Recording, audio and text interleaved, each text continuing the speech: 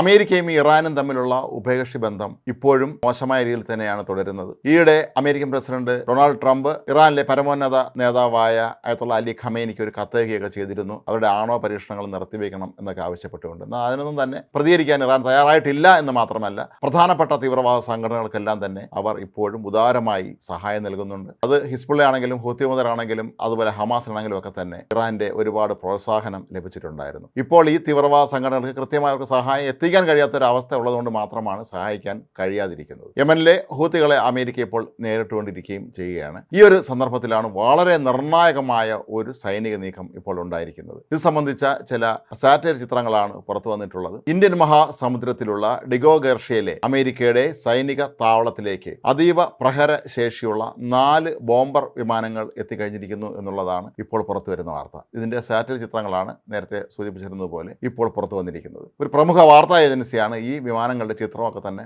പുറത്തുവിട്ടിരിക്കുന്നത്. ഈ ഡിഗോ ഗർഷ്യ എന്ന ഇന്ത്യൻ മഹാസമുദ്രത്തിലെ തന്ത്രപ്രധാനമായ ഈ ദ്വീപ് ബ്രിട്ടന്റെ ഉടമസ്ഥതയിലുള്ളതാണെങ്കിൽ പോലും അവിടെ അമേരിക്കയ്ക്ക് സൈനിക താവളമുണ്ട്. ഇവിടെ നിന്ന് യമനിലേക്കോ ഇറാനിലേക്കോ ഒരു അമേരിക്കൻ യുദ്ധവിമാനത്തിന് പറന്നെത്താൻ മിനിറ്റുകൾ മാത്രം മതി എന്നാണ് പറയപ്പെടുന്നത്. ഇത് ഇറാന് നൽകുന്ന അല്ലെങ്കിൽ ഹൂത്തി മുതൽക്കെല്ലാം നൽകുന്ന ഒരു മുന്നറിയിപ്പാണ്. അമേരിക്ക അവരുടെ സൈനിക സന്നാഹങ്ങൾ ശക്തമാക്കിയിരിക്കുന്നു. മാത്രമല്ല, ഡിഗോ ഗർഷ്യയിലേക്ക് നിരവധി അമേരിക്കൻ വ്യോമസേനയുടെ ട്രാൻസ്പോർട്ട് വിമാനങ്ങളും എത്തിക്കൊണ്ടിരിക്കുകയാണ് എന്നാണ് റിപ്പോർട്ടുകൾ സൂചിപ്പിക്കുന്നത്. ആകാശത്ത് വെച്ച് തന്നെ ഇന്ധനം നിറയ്ക്കാൻ സംവിധാനമുള്ള വിമാനങ്ങളും ഇക്കൂട്ടത്തിൽ പെടുന്നുണ്ട്. എന്താണ് അമേരിക്കയുടെ പുതിയ നീക്കം എന്നുള്ളതിനെക്കുറിച്ച് കാര്യങ്ങളൊന്നും തന്നെ ഇനിയും പുറത്തു വന്നിട്ടില്ലെങ്കിലും അത് ഒരുപക്ഷെ ഇറാനെയും ഹൂത്തി മുതലെയും കൂടി ആക്രമിക്കാനുള്ള മുന്നോടിയായിട്ടാണോ എന്ന് സ്വാഭാവികമായും പലരും സംശയിക്കുന്നുണ്ട്.